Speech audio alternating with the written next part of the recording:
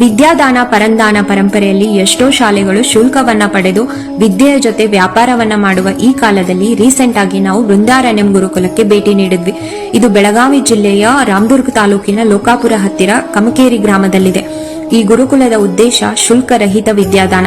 ಒಂದು ಮಗುವಿಗೆ ಸಮಗ್ರ ಶಿಕ್ಷಣವನ್ನ ಇಲ್ಲಿ ನೀಡಲಾಗುತ್ತೆ. ಪ್ರಾಯೋಗಿಕ ಮತ್ತು ಚಟುವಟಿಕೆ ಆಧಾರಿತ ಶಿಕ್ಷಣ, ಸಂಸ್ಕೃತಿ ಮತ್ತು ಸಂಸ್ಕಾರ ಭರಿತ ಶಿಕ್ಷಣ, ಮಕ್ಕಳಲ್ಲಿ ಸ್ವಾಭಿಮಾನ, ಸ್ವಯಂಪೂರ್ಣತೆ, ಆತ್ಮನಿರ್ಭರತೆಯನ್ನ ಬೆಳೆಸೋದು, ಸಕ್ಷಮ ಮತ್ತು ಸಮಗ್ರ ವ್ಯಕ್ತಿತ್ವ ನಿರ್ಮಾಣ. ಈ ಗುರುಕುಲದಲ್ಲಿ ಮಕ್ಕಳಿಗೆ 64 ಕಲೆಗಳಲ್ಲಿ 25 ಕಲೆಗಳ ಪರಿಚಯವನ್ನ ನೀಡಲಾಗುತ್ತೆ.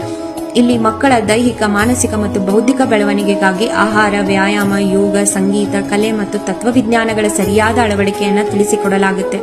ಈ ಹೆಚ್ಚಿನ ಪ್ರಾಮುಖ್ಯತೆಯನ್ನ ಕೃಷಿ ಮತ್ತು ಗೋರಕ್ಷಣೆಗೆ ನೀಡಲಾಗಿದೆ. ಇಷ್ಟೆಲ್ಲಾ ವಿದ್ಯೆಗಳ ಜೊತೆ ಆಧುನಿಕ ಶಿಕ್ಷಣದಲ್ಲಿ ಮಕ್ಕಳು ಒಳ್ಳೆಯ ಅಂಕಗಳನ್ನು ಸಹ ಪಡಿತಾ ಇದ್ದಾರೆ. SSLC ಬೋರ್ಡ್ ಎಕ್ಸಾಮ್ ಅಲ್ಲಿ 85% 95% ಮಕ್ಕಳು ಅಂಕಗಳನ್ನ ಪಡೆದಿದ್ದಾರೆ.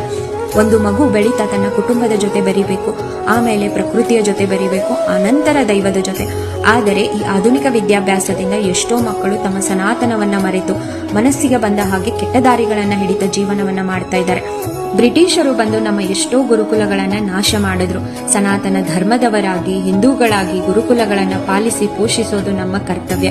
ಇನ್ನೂ ಇಂತಹ ಗುರುಕುಲಗಳು ಹುಟ್ಕೋಬೇಕು. ಮತ್ತೆ ಭಾರತ ಶ್ರೀಮಂತ ರಾಷ್ಟ್ರವಾಗಬೇಕು.